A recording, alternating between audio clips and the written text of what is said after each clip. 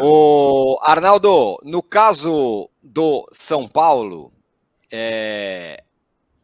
a questão é, o Carpini deve mexer no time que venceu o Corinthians?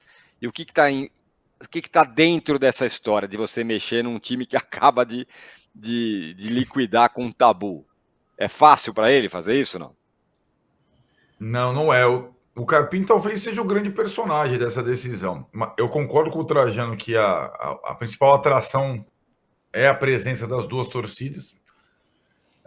Concordo com o Juca em relação à importância maior para o São Paulo, enfim, né? Mas eu acho que talvez o grande personagem desse confronto é o intruso, é o mais recente deles, que é o Carpini. E acho que a gente não conhece direito o Carpini ainda, sendo bem sincero, né? Ele tem 3 semanas de trabalho, pouco mais, o Abel tem 3 anos de trabalho. E a gente ainda não sabe se ele é daqueles que insiste numa escalação depois de uma grande vitória, ou se escala um time de acordo com o adversário, independentemente da partida anterior. E vamos combinar, hoje, enfrentar o Corinthians é uma coisa, mesmo em Itaquera, enfrentar o Palmeiras é outra coisa. E eu acho que o São Paulo, em Itaquera, tabu à parte, mostrou muitas fragilidades defensivas. Eu entendi desta forma. Se os mesmos erros cometidos em Itaquera forem cometidos, né, em Belo Horizonte, no Mineirão, São Paulo perde o Palmeiras.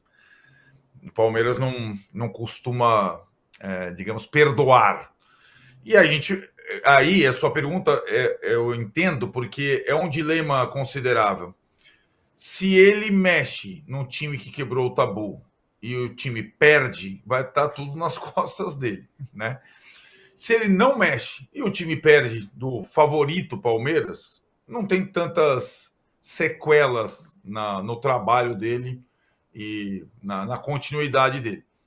Agora, esse jogo não vai diluir uma outra questão que acompanha ele desde o início, desde a sua chegada, que é essa lida com jogadores grandões, digamos assim, e a impossibilidade de colocá-los juntos ao mesmo tempo, né? A gente está lá com a questão sempre do Rames Rodrigues aqui, o Juca talvez tenha acompanhado, o Trajano falou antes mesmo de começar a temporada, pô, para que ter o Rames Rodrigues? Não adianta nada, só dá problema.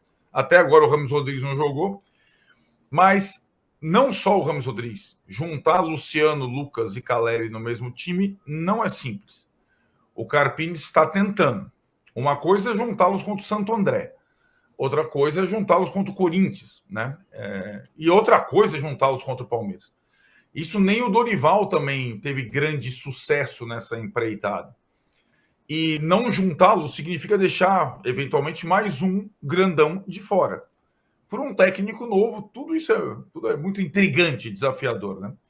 Eu acho que o São Paulino vai conhecer o verdadeiro Carpini a partir da escalação contra o Palmeiras desse domingo. Qual é o estilo Carpini? Se ele é mais estilo Dorival, em termos de composição de grupo e de relações, ou se ele é o estilo mais Ceni, que, olha, não importa o que os caras vão pensar, eu não vou repetir o meu time, vou montar meu time de acordo com o adversário. Talvez ele fique no meio termo, que talvez para ele seja a melhor opção nesse momento. Ô, Mauro, muitas coisas aqui. Primeiro, sobre essa história do Carpini, né? Tá nas costas dele uma decisão que é grande para ele, né? O cara acabou de chegar, ele mexer no time, mexer com um time que tem algumas estrelas não é tão simples. Do outro lado, o Palmeiras está mais simples. Talvez o título vale menos para o Palmeiras. O Abel até falou, né? Não, ele conhece muito mais de mim do que eu dele, disse o Abel depois do jogo contra o Bragantino, o que é uma verdade absoluta. E também essa história das duas torcidas. Você que entende bastante de torcida, teremos finalmente duas torcidas de times de São Paulo em Minas Gerais, não em São Paulo. Desde 2016 que isso não acontece. O que parece até algo feito para dar problema, né? Parece até de propósito, porque não pode ter duas torcidas em estádios de São Paulo, mas pode ter as duas torcidas viajando de São Paulo para Belo Horizonte. Ou seja, a possibilidade, mesmo com as organizadas saindo, como está programado em horários diferentes e com locais já estabelecidos onde ficar na chegada a Belo Horizonte, você vai ter uma quantidade de torcedores de organizado ou não que vão em ônibus normais, que vão de carro, que vão soltos, né, avulsos, desgarrados de ônibus, de avião. Então a chance de ter confusão ela não é pequena. Aí, se tiver confusão, aqueles que defendem a torcida única vão dizer que, viu, não pode mesmo, não tem jeito. Esse jogo com 2 torcidas, depois de tanto tempo fora de São Paulo, me parece algo que beira a irresponsabilidade. Como eu falei, parece até que é de propósito, né, para dar problema mesmo. Vamos ver o que vai acontecer no final de semana. Sobre o jogo, eu concordo muito com o Trajano. Acho que é um jogo de interesse restrito para as 2 torcidas. A Supercopa ela é uma espécie de um festival para abrir a temporada. Aqui ela não abre a temporada porque os estaduais fazem isso incondicionalmente, né? Se você ganha a Supercopa, no dia seguinte tudo voltou ao normal, não é uma taça que você vai ficar comemorando durante muito tempo, e nada adianta ganhar a Supercopa e o resto do ano não ganhar nada. O Atlético Mineiro ganhou a Supercopa, por exemplo, no ano retrasado, e depois não ganhou mais nada. Ficou demitindo o técnico, trocando de treinador, depois de um ano histórico, que foi 2021. Em 2022 ganhou a Supercopa e ficou por isso mesmo. Então, a Supercopa acho que é uma diversão de fim de semana e nada mais. Vale pela premiação, que é boa, claro. É uma taça a mais, que você coloca no currículo, mas ela não adianta nada se você passar o resto do ano sem ganhar rigorosamente nenhum título, fazendo campanhas ruins, não vai adiantar nada. Então, acho que digamos, é uma diversão de fim de semana. Passou o fim de semana, acabou. É mais ou menos que nem o carnaval, que na semana que vem. Acabou o carnaval, volta a vida, você vai ter que trabalhar, fazer as coisas, não adianta ficar pensando no que aconteceu durante o carnaval. Só que o carnaval dura 4 dias, pelo menos, né? Em alguns lugares até mais. A Supercopa é um domingo e olha lá, acho que não tem esse peso todo, não pode ter esse peso todo, e seria absurdo, no caso você falou do Carpini, de um eventual título do Palmeiras, a vitória do Palmeiras, alguém ficar já perseguindo ou discutindo a capacidade do treinador, que mal chegou, já foi, teve a possibilidade, já aproveitou com seus jogadores, coisa que São Paulo não tinha conseguido até então, teve outra chance e não conseguiu. A primeira vitória em Itaquera, né? Outros técnicos mais rodados tiveram chance e não conseguiram, né? À frente do São Paulo, ele conseguiu, já é um ponto muito positivo. E desde que não seja uma goleada humilhante como foi o 5-0 que o Palmeiras impôs ao São Paulo depois de ganhar a Copa do Brasil, né, no Brasileiro do ano passado, qualquer coisa é normal. Acho que não pode tratar o dia seguinte desse jogo como se fosse algo tão importante assim, porque não é. Não é.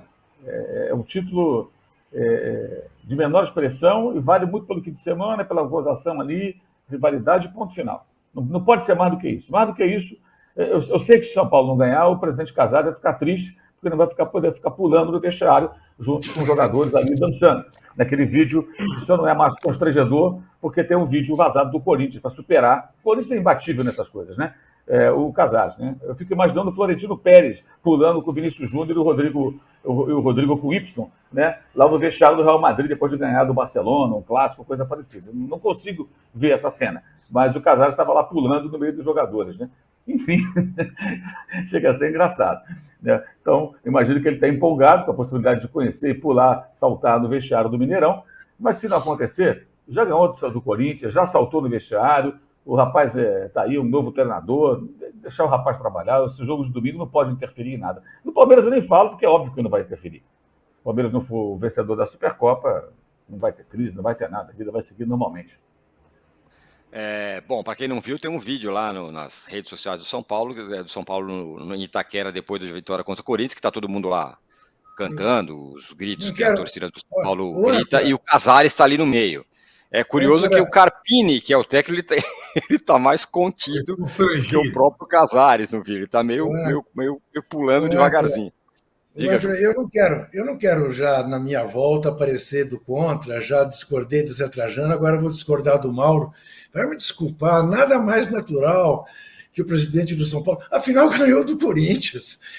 Era tudo que faltava para o São Paulo. Pense nisso. Ô Mauro, é quase um título mundial, é quase o tetra.